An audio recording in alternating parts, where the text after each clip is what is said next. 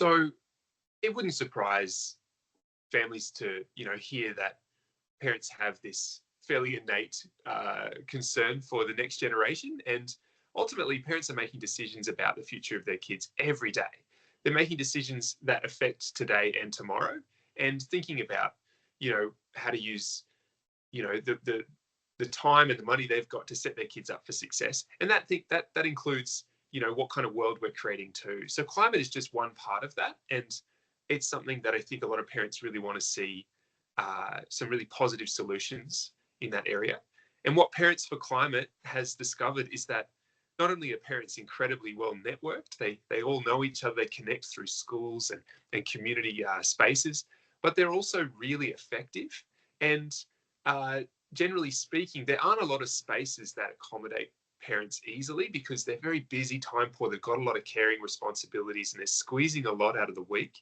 And so it turns out, if asked, parents actually have quite a lot to say and are concerned about the way in which we're handling some of the big issues like climate change and what it means for their kids. And do parents get involved at certain ages? Because, and imagine like if you've got a newborn in the house, that's 24-hour job. So are parents getting involved that early, or are they generally thinking about it as their child's getting a little bit older and they're starting to think about they can start to envisage what their world's going to be like for their child? Anecdotally, I've noticed a lot of differences at different, I suppose, ages of kids. So if you've got young kids, especially newborns, we've really heard a lot from mums and dads who have started thinking about these issues differently. So maybe they're thinking about, the way in which their kids are affected by environmental conditions, and, noticing things like backburning or bushfires in ways they hadn't seen previously, seeing it through the eyes of their kids. We've also noticed a lot of mums and dads during parental leave often using time available to act on things that they care about, like, local community organizing and issues, and connecting on things like climate solutions and that sort of thing. And then as kids get older, parents often want to be able to be equipped to talk to their own kids and support their understanding and development. And uh, as kids progress into sort of high school and teen years, there's also a very strong interest in being able to talk about climate change and issues that might cause anxiety and cause some, mental health concerns, and doing that really constructively and really, really effectively. So there's all different ways that parents engage at different sort of age groups of their children. But ultimately, I wouldn't say there's like one age that sort of makes it easy. I think parents have got their hands full, and turns out they're actually quite effective with their time. If you want something done, give it to a busy parent seems to be a very effective philosophy in our organisation, and it's often played out in how much we see parents, connect and squeeze out of the weeks that they've got already other so many commitments in. And we've really seen a lot come together so far. And that's a really good point about that, kids are connecting, or the age of the children is related to the issues that parents are involved with. So from a local government perspective, if I'm a local government sustainability officer thinking about wanting to engage parents, what do I need to do better about starting to think about parents as groups and parents as individuals and partnerships at different ages of children? We've noticed that parents are acutely aware of climate impacts in their local communities and in the built environments, particularly in those days of noticeably different or extreme sort of conditions. So, for example, we've had quite a lot of engagement with communities on issues like heat and how hot playgrounds can become, and whether they're safe, and what kind of design kind of concerns might come up.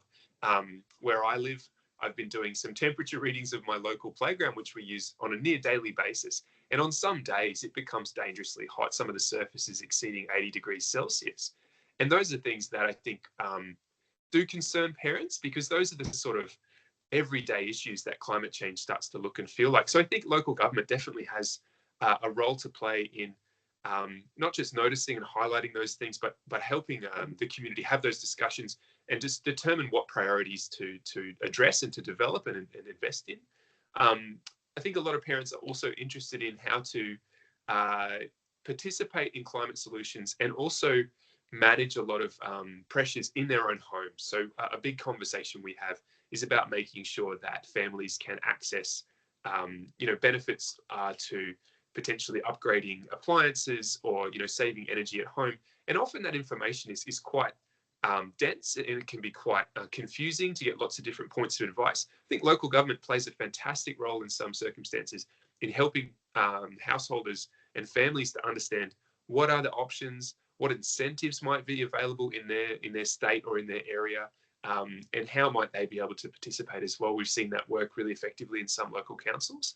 And ultimately, there's so many ways in which people interact with environmental and climate related issues through things like waste, through green spaces, through, even just participating in, growing food in your own garden. There are all ways in which I think local council has a lot of potential to influence and really help not just involve parents, but also the family as a whole in participating in that in a really enjoyable and constructive way. And we've seen some councils, particularly in recent years, invest in sort of festivals or events where communities can come together and have these conversations all at once.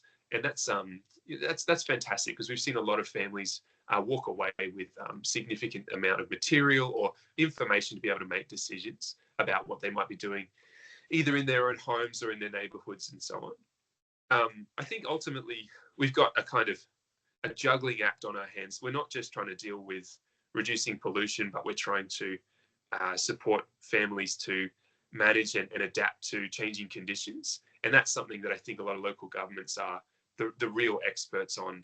They know what it's going to look like. They've done modelling. They might be looking at flood maps, or they might be looking at how heat will affect different parts of their neighbourhoods. And I think that's something that a lot of parents want to know. Like local council is on top of, is getting ahead of, and is looking after their best interests. The families want to know that the council has their backs on this particular issue, and I think that's something that we've seen across the board.